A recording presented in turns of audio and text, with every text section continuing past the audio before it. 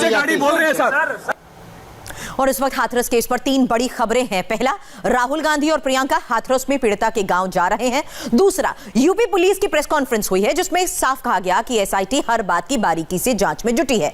तीसरा, गांव में जाकर यूपी पुलिस के अधिकारी पीड़ित परिवार से मिले हैं।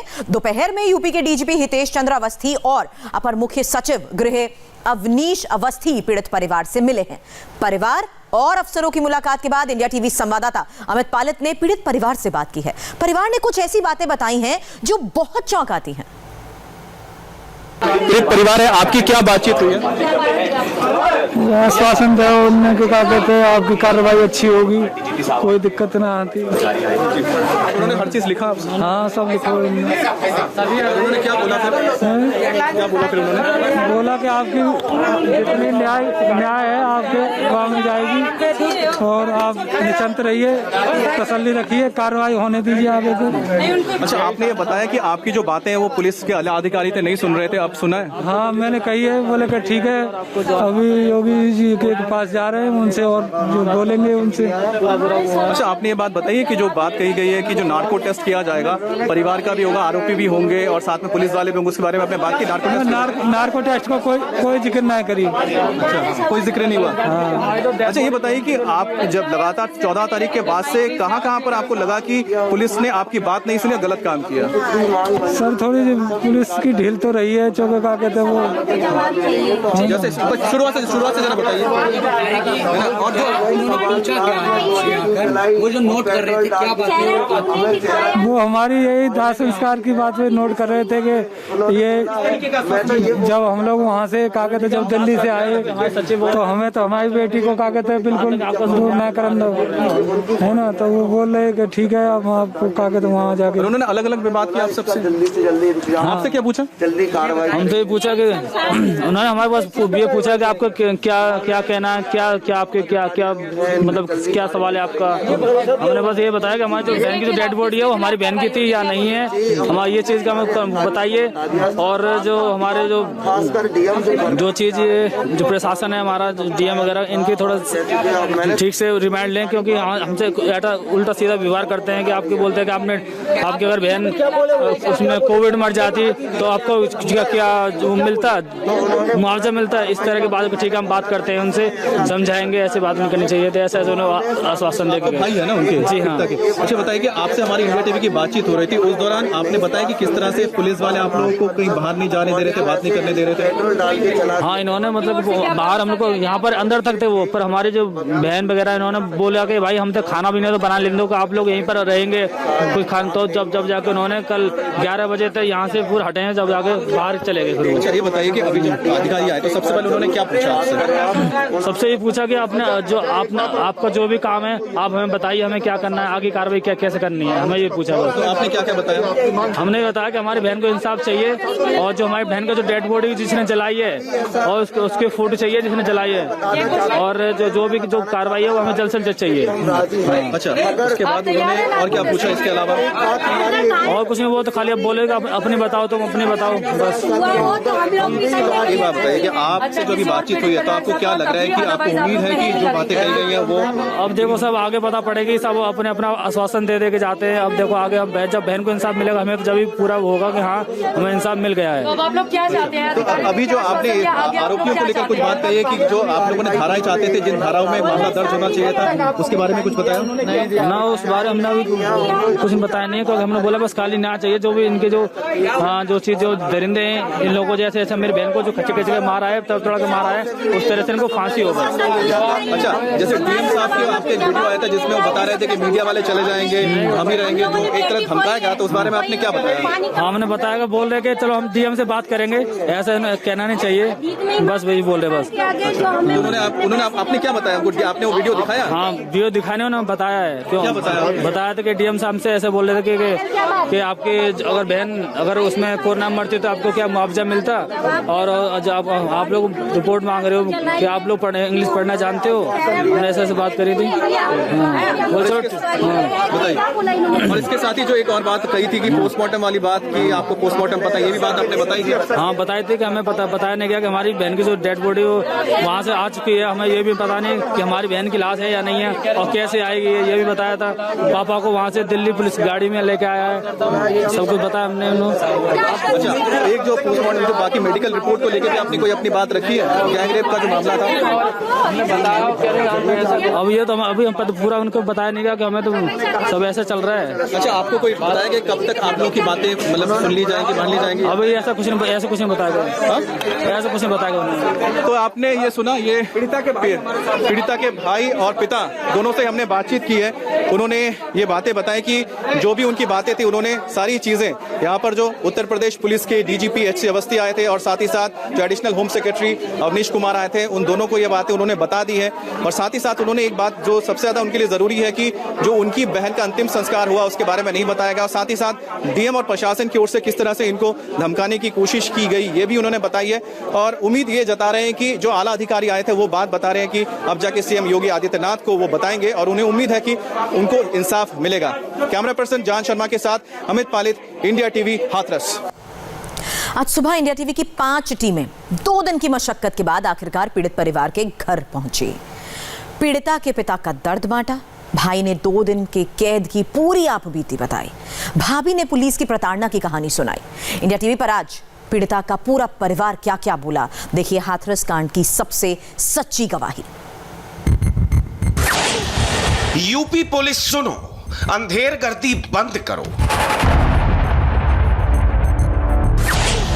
हाथरस की बेटी पर अलग अलग कहानी सुनाना बंद करो।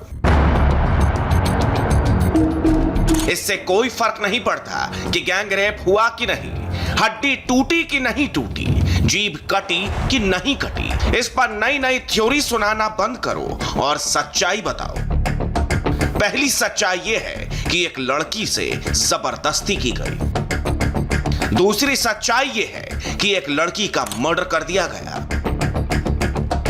तीसरी सच्चाई यह है कि जख्मी लड़की को हाथरस से अलीगढ़ और अलीगढ़ से दिल्ली लाने में 14 दिन लग गए। सबसे बड़ी सच्चाई तो यह है कि लड़की की मौत के बाद आधी रात को परिवार की इजाजत के बगैर अंतिम संस्कार कर दिया गया। उसके बाद यूपी पुलिस पीड़ित के गांव को छावनी बनाकर बैठी रही। यूपी पुलिस को लगा कि इंडिया टीवी की टीम वापस चली जाएगी, कैमरे वापस लौट जाएंगे, लेकिन ऐसा नहीं हुआ। इंसाफ की लड़ाई चलती रही। हमारे रिपोर्टर्स दिन रात गांव के हर कोने में डटे रहे, डराने धमकाने की पूरी कोशिश हुई, लेकिन आखिरकार आज यूपी पुलिस को झुकना पड़ा। और जब आज गांव का रास्ता खोला गया तो हमारे रिपोर्टर्स ने परिवार के एक एक सदस्य से बात की।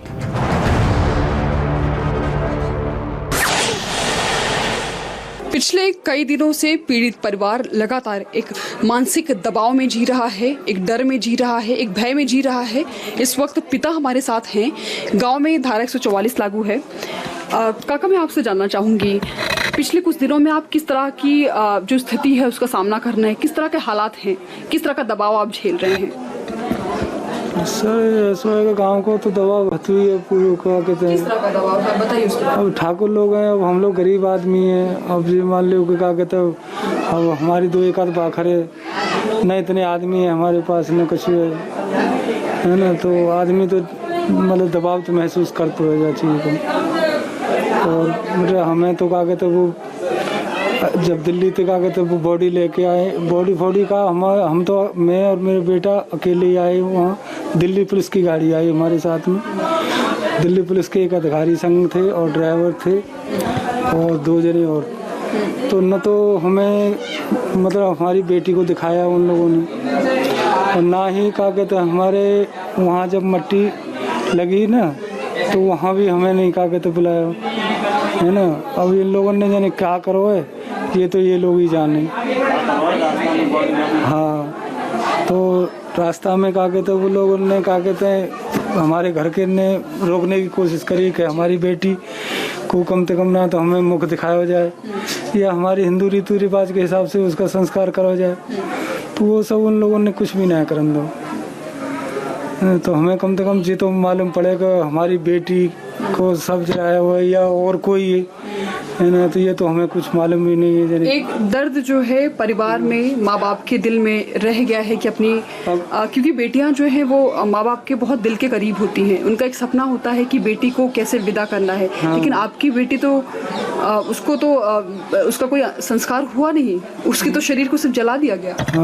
अब मालूम ना है कि क्या कहते वो जाने कौन सी कि हमें तो मुख कोई दिखाया ना है, ना हमारे सुपुर्द करा उन लोगों ने। हमारे परिवारजन भी सोच रहे थे कि लाओ चलो लास्ट समय तो कम से कम उनको मुख्य यात्रा है जावेगी, पर वो भी चीज नहीं सामने आई। परिवार गिड़गिड़ाता रहा, उनसे विनती करता रहा, लेकिन उन्होंने बेटी की का जो शरीर था उसे परिवार को नहीं सौंपा उन्होंने। ना उन लोगों ने बिल्कुल ना कहा था, अपनी मनमानी से उन लोगों ने जला दिया। जाने कैसे जलाया हो ये भी हमें नहीं मालूम है। बेटी के शरीर के साथ बिल्कुल वैसा व्यवहार किया गया जैसे किसी एक लावारिश जो है शरीर के साथ चलते, बिल्कुल लावारिश की तरह। अब देखो वहाँ भी क्या कहते उसके साथ में दरिंदगी है, और उसके बाद में यहाँ भी हमें क्या कहते कोई वो ना मिलो कि कम से कम लास्ट समय पे तो कम से कम बेटी से कम से कम मुख्य यात्रा है जाए अपने मतलब हिंदू रीति रिवाज के हिसाब से। उन लोगों ने हमने कही कि ज़्यादा ना है 4-5 बजे तक को थोड़ा 2 घंटा को टाइम दे दें, तो उन लोगों ने एक भी बात नहीं मानी हमारी।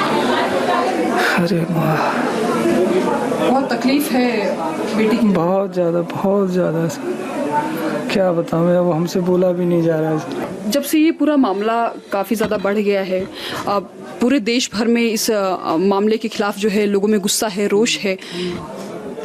अब जब इसी गांव में वो आरोपी भी रहते हैं, इसी गांव में आपका परिवार भी रहता है, क्या आपको डर है कि भविष्य में आपके साथ कुछ गलत हो सकता है? हाँ, आगे चल के हमें है सकत है, चूँकि मेरे 2 बेटा हैं और है सकते है क्या कहते कोई दोबारा कोई घटना दे सकते हैं। मतलब अब इतना बड़ा क्या कहते हैं हमारे संग में अत्याचार भय हुए हैं, घिनौनों का कहते एकदम, इससे क्या बयां करूं, हमें आगे भी कर सकते हैं। यहाँ पर धारा 144 लागू है, 2 दिन हो चुके हैं।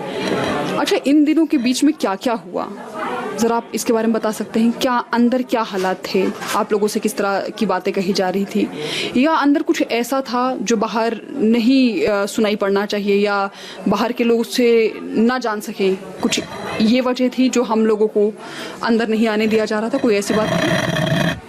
हाँ, ये तो सरकार की मंशा होगी, अब ये चीज़ तो हमें नहीं मालूम है ना। ये हाँ, ये तो उन लोगों की मंशा हुई कि जाने क्या मामला है, वो लोग जाने।